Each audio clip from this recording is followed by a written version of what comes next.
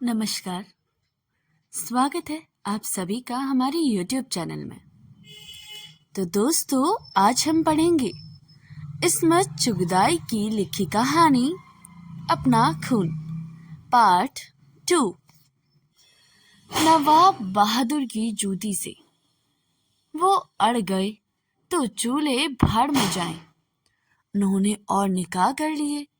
जब तक बीवी हजम होती ऐश बाग में रहती, जहां बासी हुई और जी से उतरी मलहर सरा पर पहुंच जाती।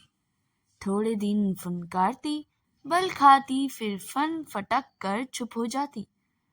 बेगम का रुतबा अपनी जगह, वो उतरी कमान की फरिहसत में दाखिल होकर महल के एक कोने में अपनी छोटी सी दुनिया बसा लेती थी। फिर किसी दूसरे के दिन पूरे हो जाते और वो भी आ जाती। इसके बाद उसे बाहर निकलने की इजाजत नहीं थी। वैसे तो नवाब बहादुर की झुट्टन पर सारी रियाया पलटती थी, मगर उनकी झुट्टाली औरत फौरन 7 तालों में कैद कर दी जाती थी। रिश्तेदार मिलने आ सकते थे, खाने पीने की इफरात, कपड़े जेवर के अंबार, लेकिन मर्द की बोबास से मरहूम। कभी कभी पुरानी बीवी की कोई बात याद आ जाती तो नवाब बहादुर उसे फौरन तलब कर लेते। घोड़ी की खुशी से हाथ पैर फूल जाते। बाकी बदनसीब उसे बन ठन कर पिया की बाहों में जाने की तैयारी करतर देखती तो उन्हें ऑस्ट्रिया के दौरे पड़ जाते और खानम साहब अपनी तिलस्मी संदूकचा लेकर मदद को दौड़ती। बारहा नवाब बहादुर ने बड़ी बेगम को भी दावतनामा भेजा। कुछ अरसे से अपने पीर साहब के हुक्म पर वो बड़ी पाबंदी से बारी बारी सब बीवियों को उनका हक देने को तैयार थे, मगर बड़ी बेगम ने बड़ी गुस्ताखी से अपना हक ठुकरा दिया। 19 बरस की मजरूह सिसकती जवानी का पहाड़ उठाए दंदनाती चली जा रही थी कि खल्लेरे भाई गजनफर अली खां विलायत जाने से पहले शिकार विकार की धुन में रियायत में निकले। रिश्ते के भाई थे, 3 साल छोटे थे, हद छुट वाक हुए थे। नवाब बेगम ने छक्के छुड़ा दिए। क्या लहलाते मुस्कुराते दिन थे वो भी। धमा चौकड़ी हो रही थी, स्वांग भरे जा रहे थे। आपा थापी मार कटाई से भी आर नहीं। हंसी है कि आबशार बनकर टूट पड़ती है। नवाब बेगम की सारी बेरुखी भूला हुआ ख्वाब हो गई। बचपन लौट कर हुक्माने लगा। भौंडे भौंडे तमाशे होते। 4 लौंडियों को हुक्म दिया जाता, कर दो एक दूसरे को नंगा। जो जीतेगी सोने का कड़ा या जड़ावा हेकल इनाम में पाएगी, और पुल पड़ती न मुरादे। एक दूसरे पर वो घमासान बचाती कि हंसते हंसते आंसू निकल लेते। कपड़ों की धज्जियां उड़ जाती, लहूलुहान हो जाती। अंजाम कार जिस्म पर बस पजामे का नेफा और पांचों की मोरियों के छल्ले पड़े रह जाते। फिर हार जीत अलग रख कर सबको इनाम मिलता। जब गजनफर मियाँ हंसने पर आते तो उन्हें दीन दुनिया का होश न रहता। गिर गिर पड़ते। बहुत ज्यादा हंसने पर बेगम नवाब के ऊपर आ जाते, कभी बिल्कुल ही गटमट हो जाते।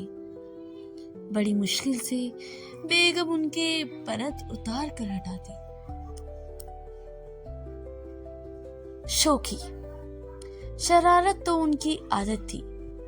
बच्चा ही तो थे, जरा सी मूछें फूटी हैं, वो भी शायद बार बार मुड़ने से। सर पर ताज तो अल्लाह का रखा हुआ था, बिल्कुल मोहरों का कच्चा सोना। सर पर ढेर था। दांत कचा कचा कर नवाब बेगम सुनहरे गुच्छे पकड़कर हिला डालती। कुछ लिहाज ही नहीं, सुअर को हाथ है कि बिल्कुल दीवाने। ये खेल साहबजादे ने आंख खोलकर सभी को खेलता देखा था। बांदिया आपस में नोचती, खसूटती, बाहर नौकर चाकर खुली खुली बातें करते। आती जाती का पटका भर लिया, कल्ला सोच लिया। कमर खसूट ली। साहबजादियां तो अलग अलग सैंत कर पाली जाती। हाँ, लौंडिया गोदी में ही हथकंडे सिखा देती। वहां देखने टोकने वाला कौन था? गजनफर अली कोई गुस्ताखी कर बैठते तो लौंडिया ठंडे लगाने लगती। नवाब बेगम का दम लबों पर आ जाता। कभी घुड़की देती, कभी जानबूझकर अनजान बन जाती, मगर छीना झपटी से बात आगे बढ़ने लगती तो वो फौरन बंद बंद कर सिमट जाती और बाअदब मुलहाइजा को हो जाती। उन्हें बेकदाईगी से सख्त नफरत थी। चोटी गूंदने में अगर मांग से एक बाल भी इधर उधर हो जाता तो बेअकल हो जाती और सारी रात तकिए पर सर पटकती। उनसे कभी कोई लंगिश नहीं हुई। सुलगने की आदत थी, भटकने की शर्त थी। मगर गजनफर मियाँ ठहरे कल के लौंडे। धड़ धड़ चलने लगे। भूख लगे खा लो, प्यास लगे पी लो, नींद आए तो सो जाओ। उन्होंने यही सीखा था। बेगम की हद पाबंदियों पर अलिफ हो गए। निगाहें खींची तो अगाड़ी पछाड़ी तोड़ा गाने लगे। चंद मुसहाइबिनी की राय से इधर उधर शिकार के लिए चल दिए। बेगम की दुनिया उजड़ गई। मलहरसरा से मौत सी हो गई। जासूसों ने खबर दी कि साहबजादे चूड़े चमारों पर मोती रोल रहे हैं। एक अदद मोदी छम्मी की सूरत में अल्हड़ कुम्हारिन की कोख में जवा अल्फरोस हो गया। विलायत जाने का वक्त आ गया तो रुखसत हुए, लेकिन हवाई जहाज के हादसे में खत्म हो गई। बेगम ने बरसों चुपके चुपके मातम किया। अगर उस दिन उन्होंने गजनफर मियाँ को धुतकारा ना होता तो शायद ये मोती उनकी प्यारी सी कोख को सैराब कर देता। ये तो उनकी अमानत थी जिसमें सब खियानत हो गई। तो क्या मम्मी उनकी कोई नहीं है, कोई रिश्ता नहीं है? क्या किसी की मुर्गी जाकर दूसरे के डरबे में अंडा दे तो मुर्गी के मालिक का उस पर हक नहीं रहता? जीने के लिए इंसान कैसे कैसे हथकंडे चलाता है। महरूमियों और तन्हाइयों से उतार कर तखय्युल की दुनिया बसा ली। जख्मी दिल ने मरहम चाहा और पा लिया। जैसे सीपी अपने जख्म को मोती बनाकर सीने में छिपा लेती है। लौंडी ने सोचा, आखिर अपना खून है। शादिक पेशे ने नीच कमीनी औरतें उसे किसी कर्म का नहीं रखेगी। हाँ, अपना खून है। नवाब बेगम को ये बात बड़ी प्यारी लगी। ऊपर से बरसों की दबी दबाई ममता फट पड़ी। उन्होंने छम्मी को उठाकर कलेजे से लगा लिया। बेगम बादशाह जादी की तरह छम्मी के भाग जाग उठे। छम्मी ने उसे शगुफ्ता बानो बना दिया गया। वही बांदिया जो लहंगा उठाकर उसकी गति बनाया करती थी। आफ्ताबा सल्फची संभाले उसकी खिदमती गुजारिशा करने लगी। उसे नहलाती धुलाती, कंघी छोटी करती। नवाब बेगम की राय से उसे गुड़िया की तरह सजाती और उसकी कीमत पर रक्श करती कि काश साहबजादे उनकी माओ पर मेहरबान हुए होते। सगुप्ता बानो की आला पैमाने पर तालीम और तरबियत होने लगी। सलीका सिखाया जाता तो बड़ी मुस्तौदी से हर काम पे जुट जाती, उसी तरह जैसे गांव में खुशी खुशी उपले थापा करती थी। बुनाई कढ़ाई सीखती, 30 त्योहार पर मलहरसरा सजाकर दुल्हन बनाई जाती। वो बांदियों के गोल में मिलकर महल सरा पर उठा लेती। सावन में झूले पड़ते, दिवाली पर चिराग होता, मुहर्रम पर ताजिए रखे जाते, मजलिस होती। रैयत में अक्सरियत हिंदुओं की थी, मगर सब ही त्योहार धूमधाम से मनाए जाते। नवाब साहब पर हर त्योहार के जश्न में लाजिमन शरीक होते थे। नवाब साहब के हरम में लौंडियों बांदियों के अलावा 17-18 बीवियां भी थी जो कभी उनके निकाह में रह चुकी थी। शरअ की रूह से 4 शादियों से ज्यादा नहीं कर सकते थे, जिनमें से नवाब बेगम को वो तलाक नहीं दे सकते थे, क्योंकि उनके भाई बहुत बारसूख और तबीयत के ढेंडे थे। इसलिए उनके अलावा 3 और निकाह में रहती। जब कोई नई दिल में बस जाती तो 3 में से 100 से जो सबसे ज्यादा पुरानी होती उसे तलाक दे देते और वो रोती पीटती महल सरा में पहुंच जाती। उसे बाहर जाने या दूसरी शादी करने की इजाजत नहीं थी। 1000 पाबंदियों के बावजूद इधर उधर ठक्की लगाने में भी कामयाब हो जाती थी। नवाब साहब के पीर ओ मुर्शिद के हुक्म के मुताबिक वो सब बीवियों के हक ए जोजियत बारी बारी से बेशक देते। रोज शाम को एक बीवी का बुलावा आ जाता। इसमें से बड़े जोर तोड़ चला करती। बाला बाला रिश्वतें चलती थी। जो बीवी जरा भी कंजूसी करती, अहल एक कार उसकी बारी गडमट कर देते। नवाब साहब बेचारे को तो ठीक तरह याद भी नहीं करते कि कौन सी निकाह में है। किसी बात पर अचानक किसी पिछली बीवी की हड़क उठाने लगती तो नवाब साहब बेकरार हो जाते। अरे भाई, आज नूरी को हाजिर किया जाए। आली जहा उनको तो तलाक फरमा चुके थे। अम्मा, नहीं। कब?